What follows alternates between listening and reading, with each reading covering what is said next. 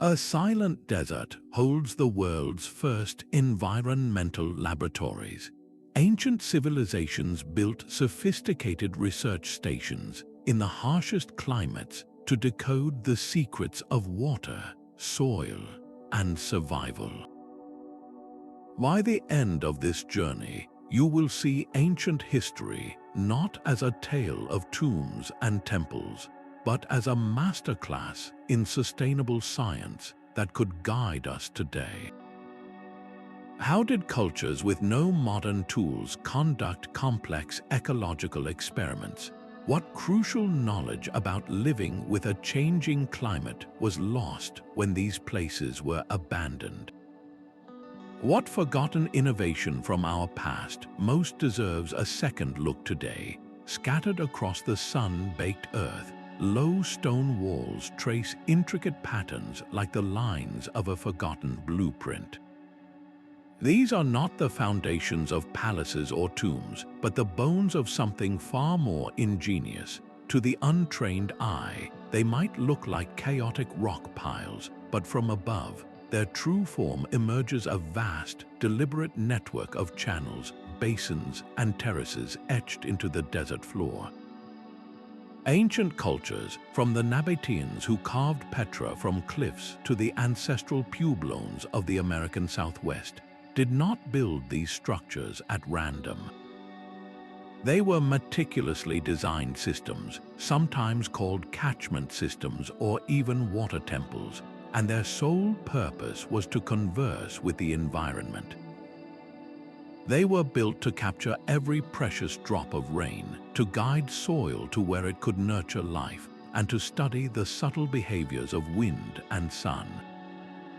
Think of them not as simple farms, but as massive, open-air laboratories. Geoarchaeologist Lisa Wells describes them as proto-engineering projects that encoded generations of ecological observation. Each wall and channel was a hypothesis tested against the harsh reality of the desert. They were living experiments in survival, built to ask one fundamental question: how can we not just endure this place, but thrive within its rules? Understanding this foundational purpose, that these were instruments of study as much as tools of harvest, is the key that unlocks their true genius. A sudden desert downpour transforms a barren landscape into a rushing torrent. But instead of watching that precious water vanish, these ancient engineers designed their stone networks to capture every drop. The entire system functioned on a core scientific principle: hydrological manipulation.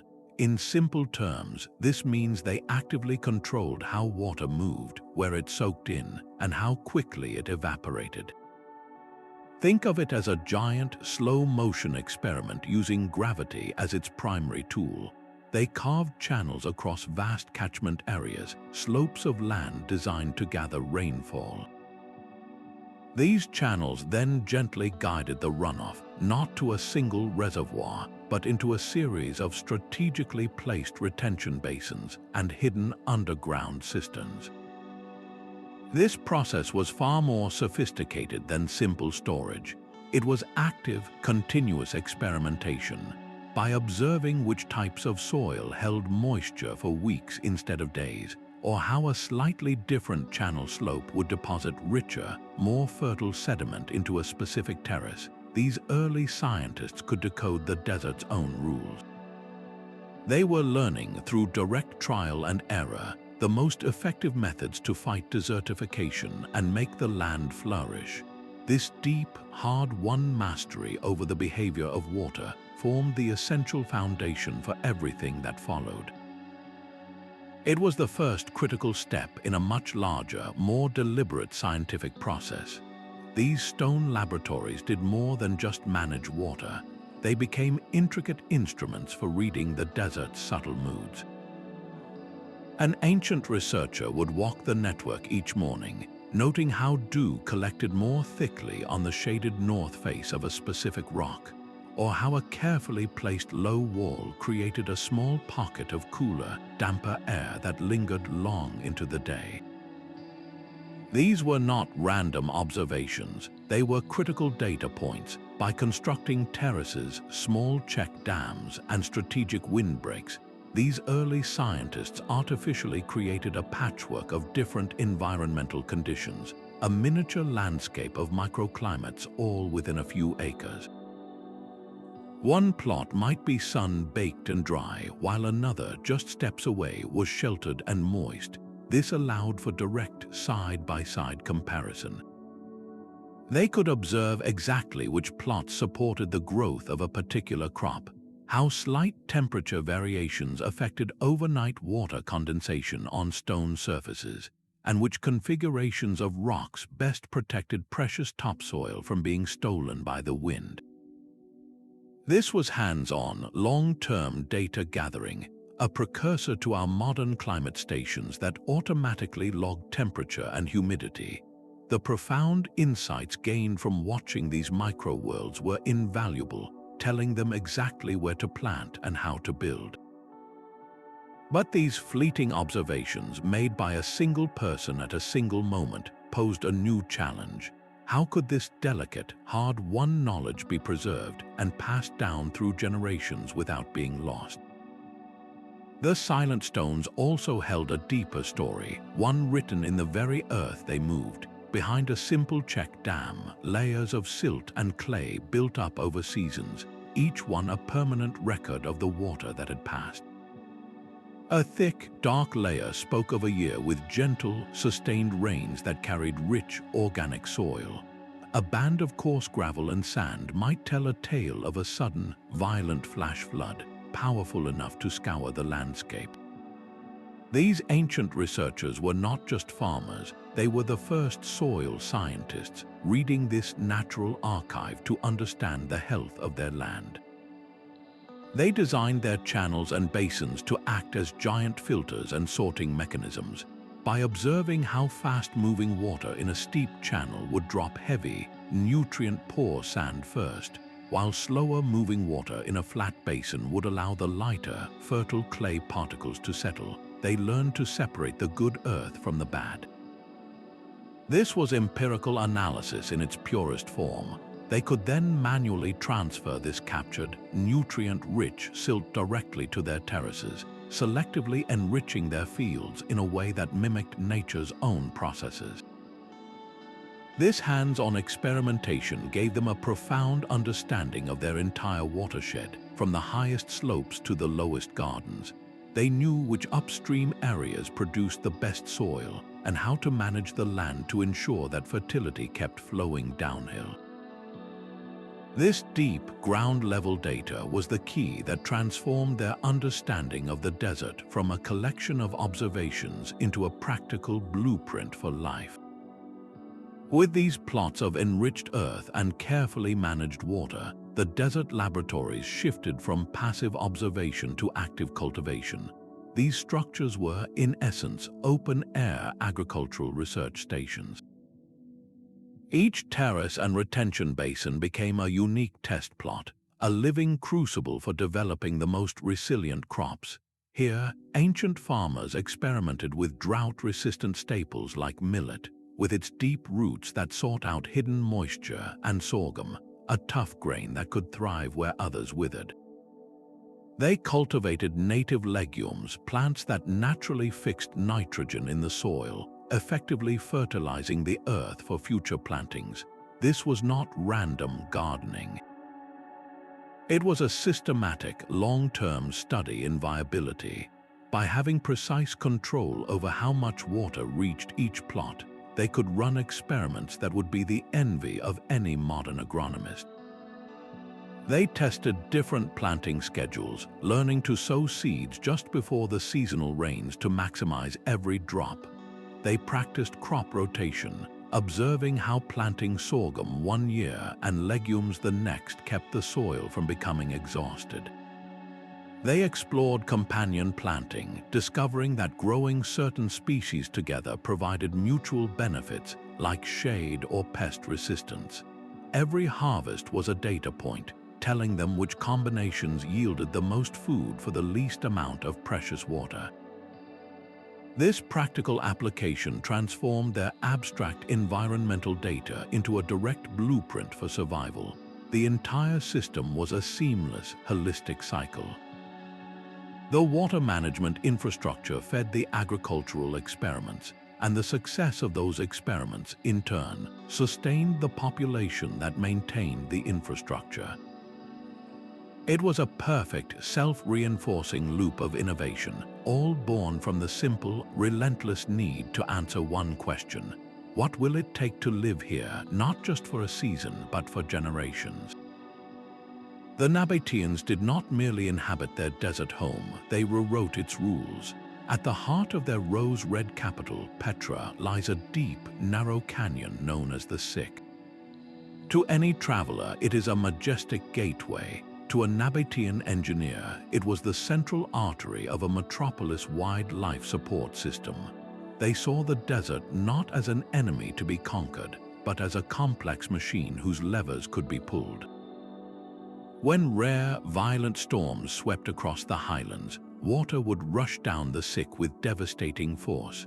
Instead of fleeing this torrent, the Nabateans built a network of over 100 dams and diversion walls to tame it. They channeled the floodwaters into a meticulously planned grid of ceramic pipes and stone-lined canals, directing the flow not just to public fountains, but into more than 200 hidden cisterns carved deep into the cliff faces.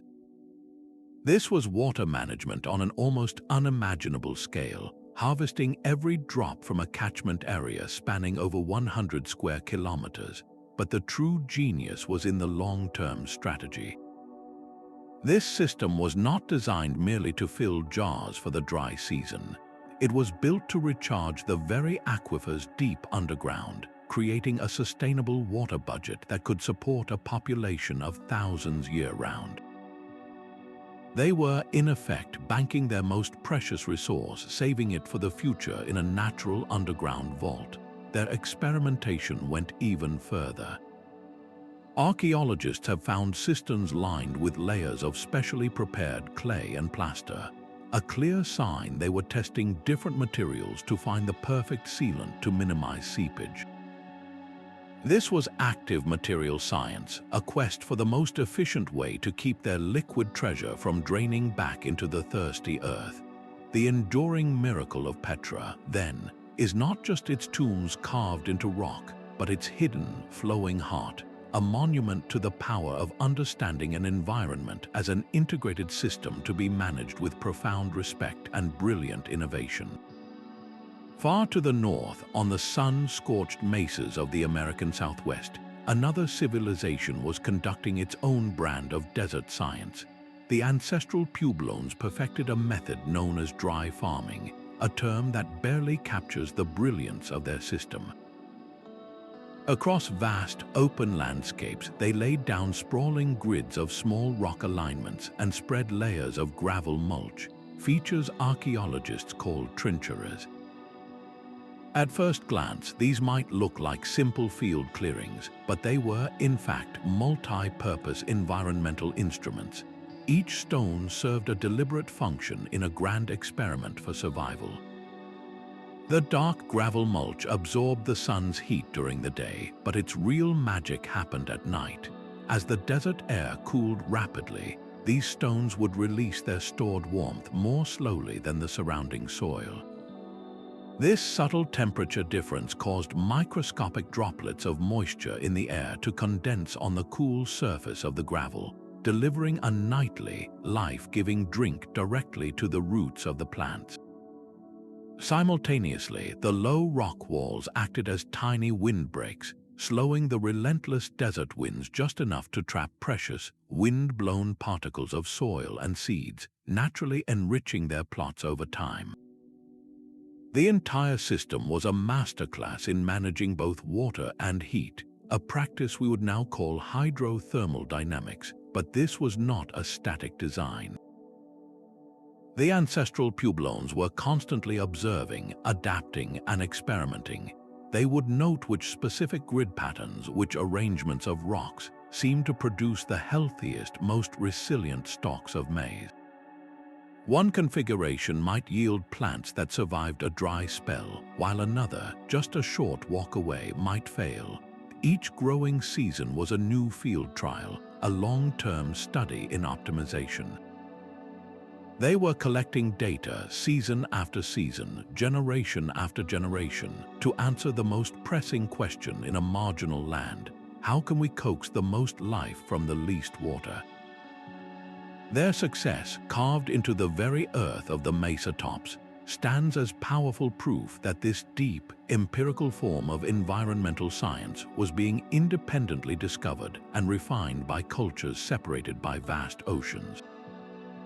The same fundamental principles of observation, experimentation, and adaptation were at work, proving that the drive to understand and work within the rules of nature is a universal human impulse. The stones on the ground were only half the story. High above, the desert sky offered another set of instructions, written in the silent, predictable movements of the sun and stars. Many of these ancient structures possess a celestial alignment that seems almost mystical, but their purpose was deeply practical. A wall that perfectly framed the rising sun on the summer solstice was not a temple altar. It was a giant calendar on the landscape. That specific alignment served as an unmissable signal, a trigger for action across the entire community. When the sun reached that precise point, it meant the seasonal monsoon rains were only days or weeks away. This was the moment to clear the catchment channels, to check the diversion dams, and to prepare the soil in the agricultural test plots. Their survival depended on this precise timing. An accurate calendar allowed them to predict not just the arrival of water, but its entire life cycle. They could anticipate the behavior of the watershed, plan the exact window for planting to maximize every drop of moisture, and schedule the harvest before the late-season heat scorched the crops.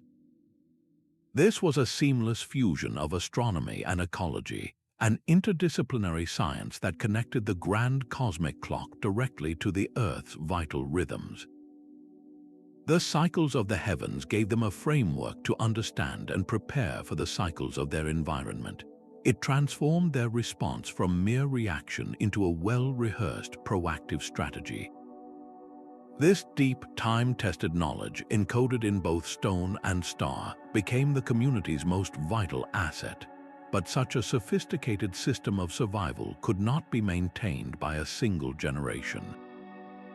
It had to be taught, refined, and passed down. So how was this intricate web of environmental science preserved and shared across centuries without a single written manual? The stone channels and cisterns were only as effective as the materials that held them together.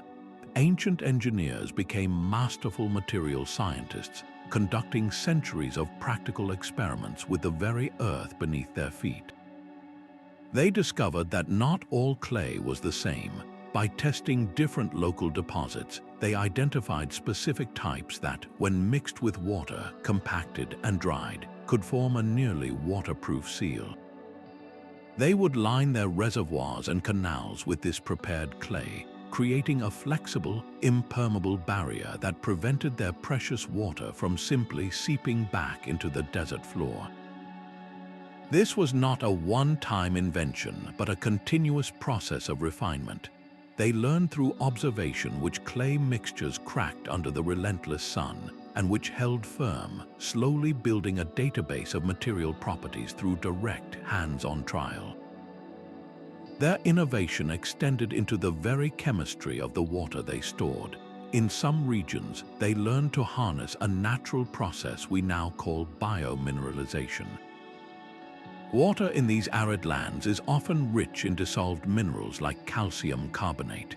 The ancient engineers observed that this mineral would slowly precipitate out of the water, forming a thin, white, rock-like coating on the walls of their cisterns over time. They realized this coating was not a problem to be cleaned, but a solution to be encouraged. This self-sealing process would automatically fill in tiny hairline cracks that developed in the cistern walls, making the structures more watertight with each passing year. They were, in effect, programming their infrastructure to repair itself, leveraging the natural chemistry of their environment to ensure long-term durability. The experimentation went even further, touching on the principles of thermodynamics. They did not simply use any rock they found. Through careful selection, they chose specific stones that heated and cooled at different rates. A dark, dense basalt, for instance, would absorb the sun's heat rapidly during the day and release it slowly throughout the cold night. By strategically placing these stones within their agricultural grids or near condensation surfaces, they could create subtle thermal gradients, tiny variations in temperature that encouraged life-sustaining dew to form. This was a profound understanding of material properties, turning simple rocks into passive climate control devices. Every element of their world was a potential tool, its physical behavior a puzzle to be understood and harnessed. This deep, localized knowledge of geology allowed them to transform the desert's constraints into their greatest technological advantages, building systems that were not imposed upon the landscape, but born directly from it. This intricate web of knowledge could not survive on scattered observations alone. It demanded a social structure as sophisticated as the stone systems themselves. Building and maintaining a landscape-scale laboratory required the coordinated effort of an entire community, guided by a specialized class of individuals. These were the first environmental scientists, people who dedicated their lives to reading the subtle language of the desert. Their role was not just to build, but to constantly observe, to record findings in memory, and to teach the next generation. The precise angle of a diversion channel, the perfect mixture for a water sealant, the exact day to plant based on a star's position, this was not common knowledge. It was a curated, evolving library of survival data. This proto-scientific community was the living hard drive for all the empirical research conducted across centuries. They transformed random acts of trial and error into a disciplined, cumulative science. The proof of their success is etched into the cultural fabric. The knowledge of water flow and soil types did not remain locked in a few expert minds. It became embedded in the community's very identity, woven into its oral histories, its songs, and its ceremonial practices. A story about a legendary flood was not just a myth, it was a historical record of an extreme weather event and its impact on the watershed. A dance performed at a specific moon phase was not merely ritual, it was a living calendar, a mnemonic device ensuring that the entire community remembered the correct time to prepare the catchment basins. Science and culture were one and the same. The survival of every person was directly tied to the success of this ongoing environmental research program. This made the pursuit of knowledge a core cultural value, a collaborative endeavor for the common good that transcended any single lifetime. The true monument these civilizations left behind was not just the stones on the ground, but the invisible, resilient society they built upon a foundation of shared understanding. This ancient, hands-on science finds a direct echo in our modern laboratories. The methods of those desert engineers align perfectly with the core principles of today's environmental research, just executed with different tools. Both systems begin with careful observation of the natural world, where a modern scientist might deploy a network of electronic sensors to monitor soil moisture. An ancient farmer would run a hand through the earth behind a check dam, feeling its texture and coolness to gauge its water content. Both are collecting the same fundamental data. The construction of a new stone channel was a form of hypothesis testing. The builders predicted that altering the water's path would deposit richer soil in a specific terrace. The success or failure of the next harvest provided the clear empirical result. This trial and error approach is the very heart of the scientific method, a rustic version of the controlled experiments we conduct today. We can see the parallels in specific technologies. The ancient check dam, built to capture sediment and study its properties, is a direct precursor to the modern sediment trap used by fluvial geomorphologists to understand river dynamics. Their intricate grids of microclimate gardens, where they tested different crops in varied conditions, are nearly identical in purpose to modern agroecological research plots, where scientists compare plant varieties and soil treatments side by side. The fundamental difference is not in the logic but in the instruments. We have satellites and mass spectrometers where they had generations of sharp-eyed observers and a cultural memory that served as a living database. Recognizing these parallels does more than just validate their ingenuity. It profoundly humbles our modern perspective. It reminds us that the drive to conduct science, to question, test, and adapt, is not a recent invention. It is a deep-seated human impulse with its roots firmly planted in the ancient, sun-baked struggle to live in a delicate balance with the earth. These ancient stone networks were not passive water collectors. They were active shields against the desert's advance. By deliberately slowing the frantic rush of rainwater across the land, they performed a dual miracle. First, they forced the water to pause, to sink deep into the earth, replenishing the underground aquifers that served as their long-term water bank. Second, they stripped that water of its destructive power. A fast-moving flood is a scalpel of erosion, carving away the thin, vital skin of topsoil that takes centuries to form. By calming the water, these systems prevented this loss, trapping the soil and the nutrients it carried right where it was needed most. The result was a cascade of life. Moisture in the ground allowed hardy desert plants to take root. Their leaves provided shade, further cooling the soil and reducing evaporation. Their roots knitted the earth together, creating a stable mat that could resist the scouring wind. As these plants lived and died, they decomposed, adding precious organic matter to the soil. This rich, spongy earth could then hold even more water the next time it rained, creating a powerful, self-reinforcing cycle of improvement. They were not just farming the land, they were actively healing it, reversing the process of desertification through a series of brilliant, calculated interventions. This deep, intuitive grasp of land rehabilitation stands as a timeless lesson. It proves that our current struggles with degraded ecosystems are not new, and that the solutions often lie not in complex technology, but in understanding and working with the fundamental rhythms of nature.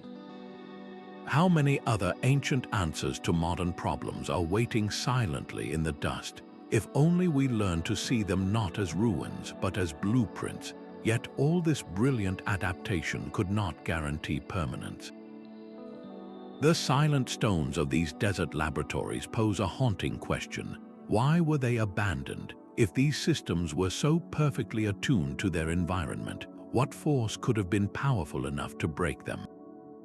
The answers are not simple, and they point to a complex collapse. One leading theory suggests a series of prolonged, multi-generational droughts, periods of aridity so severe that they pushed even these resilient systems beyond their breaking point. Imagine a drought lasting 50 years where the seasonal rains fail again and again. The underground cisterns slowly drain, the soil in the terraces turns to dust. No amount of brilliant engineering can create water from nothing. Another possibility is geological upheaval. A single powerful earthquake could have shattered the delicate network of underground channels or shifted an entire watershed, diverting a crucial water source forever. But perhaps the most profound failure was social. The meticulous knowledge of how to read the landscape and maintain the stone networks was not written down.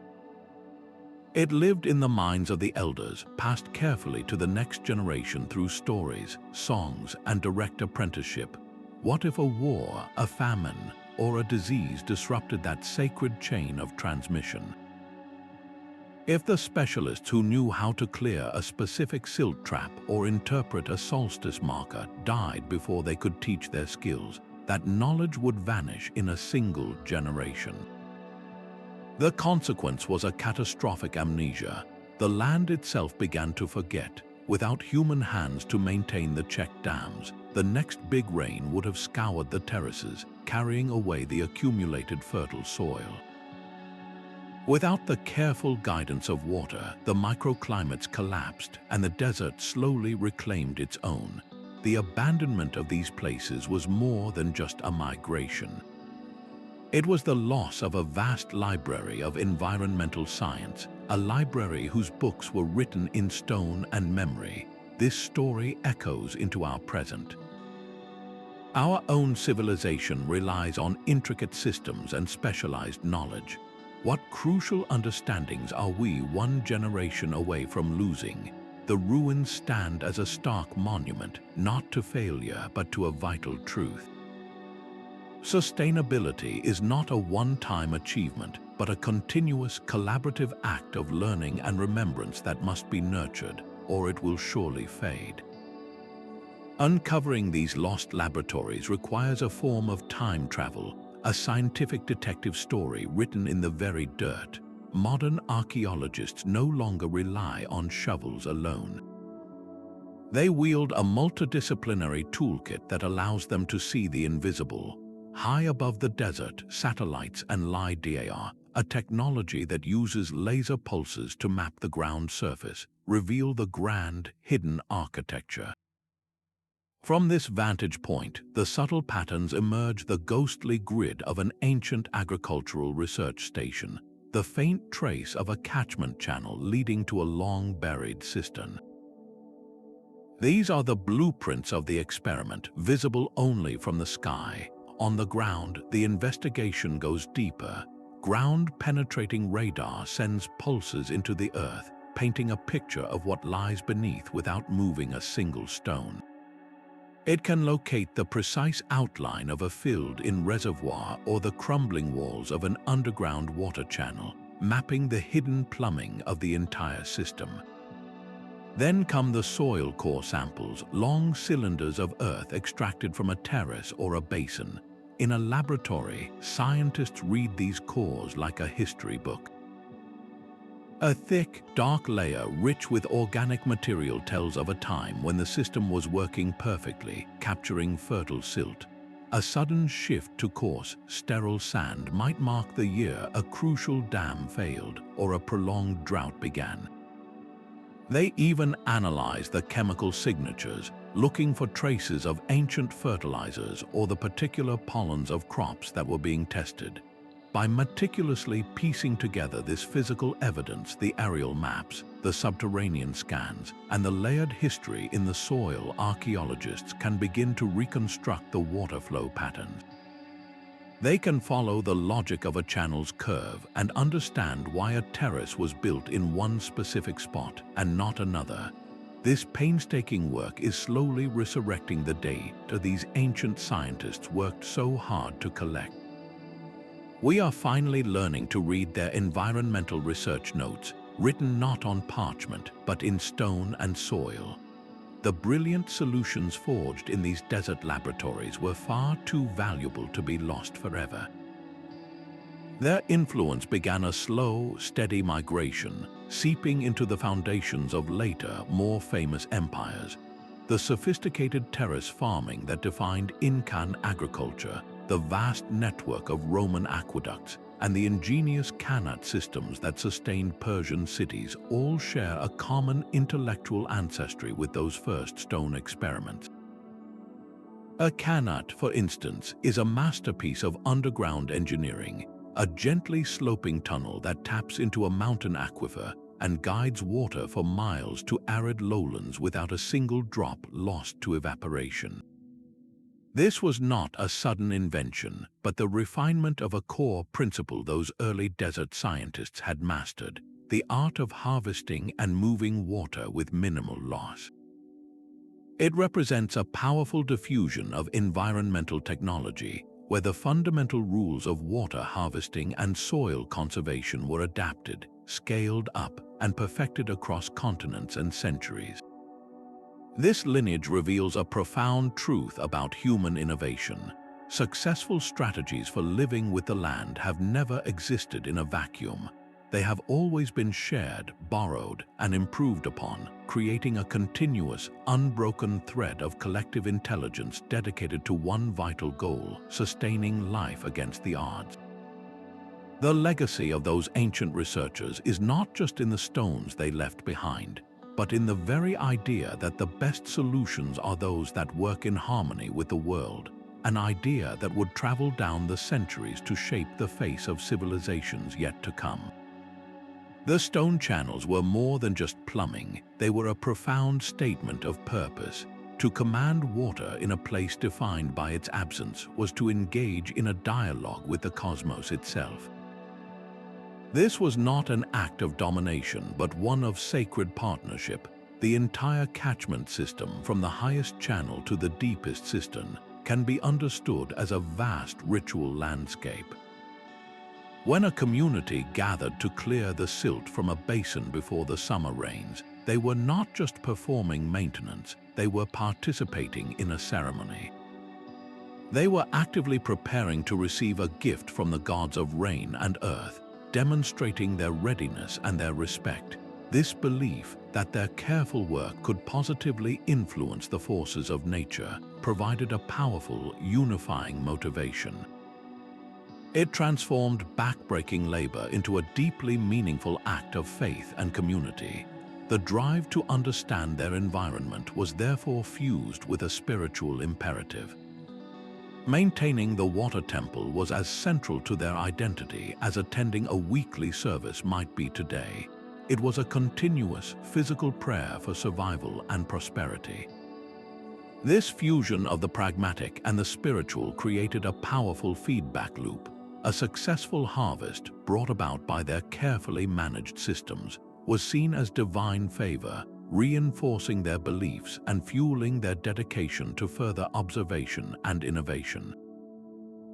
The scientific effort was sustained for generations because it was not seen as a mere technical chore. It was a sacred duty, a testament to a fundamental human need to not only live within the world, but to actively cultivate a meaningful, harmonious relationship with it. The wisdom locked within these stone blueprints is now being urgently decoded for our modern world. In the dry plains of Rajasthan, India, communities are not waiting for new dams or expensive pipelines. Instead, they are reviving a tradition of building johads, simple but brilliant earthen check dams that mimic the ancient desert catchments. These structures do not hold back water in a single, stagnant reservoir. They are designed to slow the monsoon rains, to spread the water across the land, and let it seep deep into the ground, recharging the aquifers below. This practice, known as watershed management, is the same principle those ancient engineers mastered. It is the opposite of our modern instinct to channel water away as quickly as possible through concrete canals. Here, the goal is to make the landscape itself a sponge. The results have been nothing short of miraculous. Rivers that had been dry for decades are flowing again, and water tables have risen dramatically, turning dust bowls back into productive farmland. This is not a story of nostalgia, but of profound practicality. These ancient methods are often far more sustainable and cost-effective than massive concrete engineering projects. They work with the land's natural logic, not against it. This same philosophy is taking root in the arid American West, where rainwater harvesting from rooftops and the strategic placement of swales, shallow ditches that capture runoff, are being used to green urban landscapes and reduce dependence on overtapped rivers.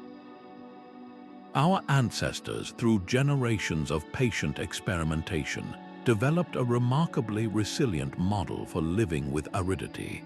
They left us a time-tested toolkit, and in a century defined by growing water scarcity, their ancient laboratories may hold the most vital keys to our future. The story of these desert laboratories is deeply intertwined with the great climate shifts of the past. These were not systems built in a time of stable, predictable weather.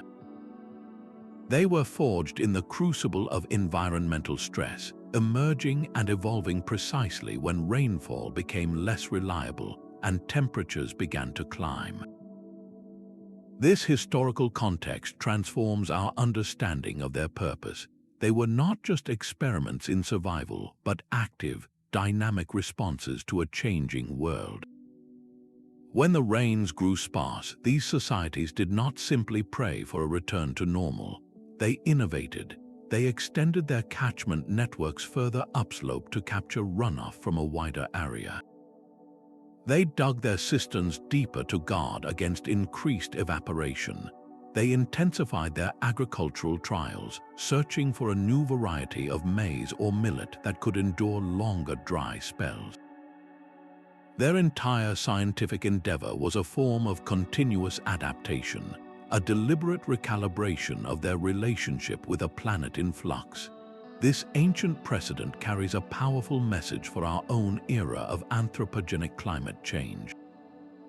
It demonstrates that societal collapse is not the only possible outcome when the environment transforms. The choice between ruin and resilience often hinges on a society's capacity for learning and its willingness to innovate. These cultures chose to observe, to experiment, and to build, turning a crisis into a catalyst for a more sophisticated science. Their legacy is not one of despair, but of profound hope. It is a testament to the enduring power of human intelligence to navigate environmental chaos, proving that our greatest tool for survival has always been our ability to understand the world and creatively adapt to its new rules. To label these master builders as simple farmers is to miss the entire point of their legacy. We often carry an outdated image of ancient peoples, picturing them as primitive figures scratching at the soil, surviving by chance rather than by design. The sheer scale and precision of their work shatters this myth completely. Constructing a network of channels spanning dozens of square kilometers was not an accident. It was a monumental civic project requiring coordinated labor, advanced planning, and a shared vision that transcended generations. This was not subsistence. It was system building. They were not merely reacting to a drought or a flood. They were posing sophisticated questions to their landscape. What happens if we redirect the water here? How does the soil composition change if we slow the flow by just this much? Each stone wall was a hypothesis, and the subsequent harvest provided the data. They built physical models across the entire terrain, testing variables and refining their designs over centuries. This conscious, deliberate practice of environmental interrogation is the very essence of science. To dismiss their work as primitive is to ignore the foundational chapters of human knowledge, a history written not in dusty books, but in the intelligent patterns they left upon the earth. The very stones that captured water also channeled a different, equally vital resource, knowledge. Many of these environmental laboratories were strategically positioned along the world's great trade arteries, like the incense route or the sprawling Silk Road. This was no accident. These sites were more than just settlements. They were intellectual hubs buzzing with cross-cultural conversation. Picture a caravan having journeyed for months across the blistering emptiness, finally reaching a thriving oasis sustained by intricate stone catchments. The travelers would not have merely filled their water skins. They would have stayed for days talking with local engineers, sharing stories of their own homelands. A merchant from the Go, I might describe a novel way of lining a cistern with a specific clay to prevent seepage. A traveler from the Negev could explain a revolutionary technique for building terraces that maximized dew collection. In these exchanges, the most precious cargo was not spices, silk, or incense, but hard-won insights into survival. The sharing of a new water divination method or a drought-resistant seed variety was a transaction as significant as any other, a trade in environmental intelligence that could save countless lives. This created a powerful, slow-moving feedback loop of innovation across continents. A water harvesting technique perfected in one desert could be carried thousands of miles, adapted to local conditions, and improved upon before the knowledge eventually cycled back, enriched by foreign ingenuity. This network of shared practical science reveals a profound truth. Long before the terms globalization or international research were ever coined, human progress was already a collaborative project. The survival science of the desert was not invented in isolation, but through a vast, ancient conversation where every traveler was a potential teacher and every oasis a university for a planet learning to live with itself. The echoes of those ancient laboratories did not fade into silence. They found new voices carried forward in the living memory of indigenous peoples across the globe. The same principles of observation, adaptation, and deep respect that were etched into desert stones are embedded in what we now call traditional ecological knowledge. This is not a collection of old superstitions, but a rigorous place-based science refined over countless generations. Consider the sophisticated fire management practices of Aboriginal Australians, who for millennia have conducted controlled burns to clear undergrowth and encourage the growth of specific plants. This is not random burning. It is a precise application of knowledge about how fire interacts with specific ecosystems, a long-term experiment in landscape health that prevents the catastrophic wildfires we fear today. Or look to the intricate water divining methods of native communities in the Andes, who can predict seasonal water availability by observing the behavior of specific animal species or the flowering patterns of certain plants.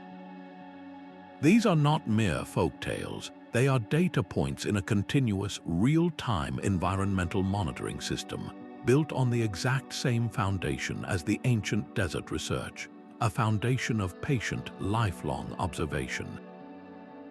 Acknowledging the stone networks as legitimate science forces a vital shift in perspective.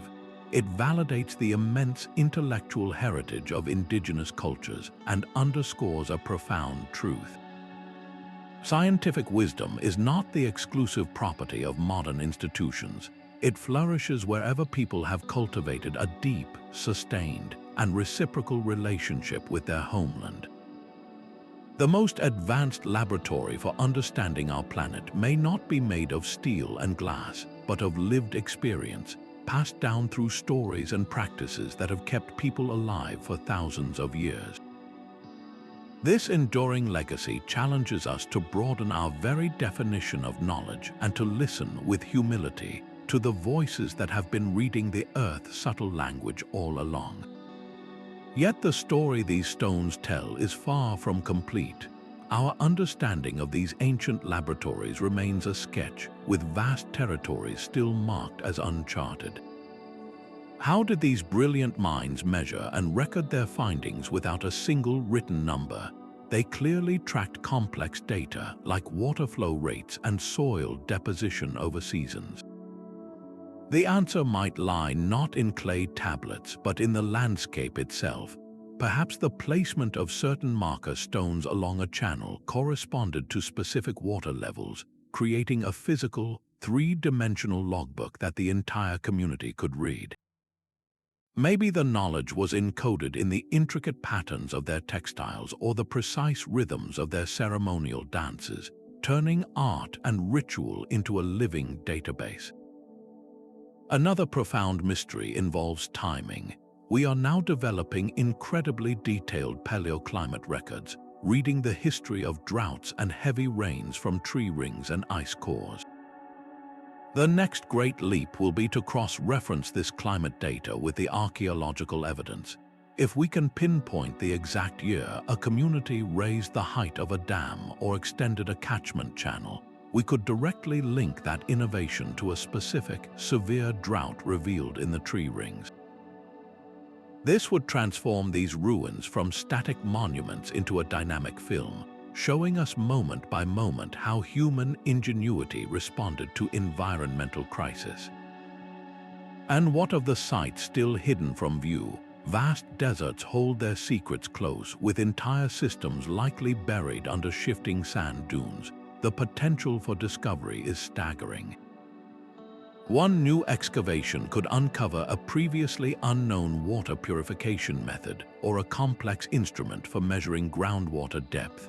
The future of this field lies in a powerful new alliance where archaeologists, ecologists, and data scientists work together. By feeding all this scattered evidence into sophisticated computer models, we can simulate ancient watersheds and run digital experiments to test why a wall was built at a precise angle or how a terrace configuration affected crop yield. Each of these unanswered questions is not a dead end, but a doorway. Every new discovery adds another piece to humanity's oldest operating manual, a guide for living wisely with the earth that is still being written, one stone at a time. These silent stone laboratories are the world's most fragile library.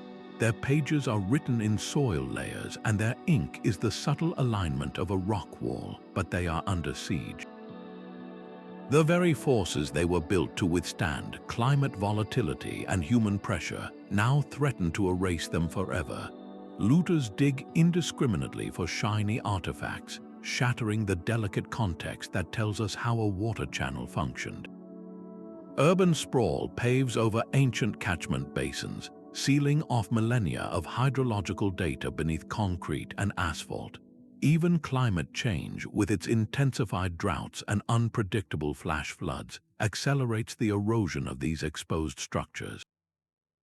This loss is not merely cultural. It is the destruction of a unique, non-renewable scientific archive. These are not just ruins, they are outdoor museums of environmental science. Each terrace is a chapter on soil management, every cistern a case study in water conservation. The lessons embedded here, paid for with generations of trial and error, could be vital for our own future.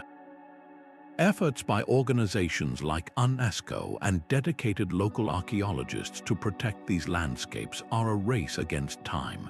They are not simply preserving old stones, they are defending a legacy of human intelligence. By safeguarding these sites, we honor the world's first environmental scientists. We ensure that their millennia-old research, born from necessity, continues to inform our own search for sustainability. In protecting these bridges to our past, we are ultimately securing a pathway to our own destiny. These silent stone laboratories stand as a powerful testament to humanity's enduring quest for harmony with the natural world. From the hydrological genius of the Nabateans to the agricultural experiments of the Puebloans, we have traced a profound history of innovation born from sheer necessity. These ancient scientists teach us a timeless lesson that the cornerstones of true resilience are careful observation, creative adaptation, and a deep respect for the intricate systems of our planet. They did not see the desert as a foe to be conquered, but as a complex partner in a delicate dance. Their legacy offers us more than just clever techniques for catching rainwater or building soil. It offers a profound philosophy of proactive stewardship. It reminds us that the most intelligent solutions are often those that work within nature's own logic, not against it. As we face our own escalating environmental challenges, their stones have a story to tell, one of ingenuity, collaboration, and hope. We would love to hear which of these ancient innovations you find most astonishing. Was it the self-sealing cisterns, the celestial calendars, or the microclimate gardens? Share your thoughts in the comments below, and if you are captivated by history's greatest mysteries, subscribe to continue this journey of discovery.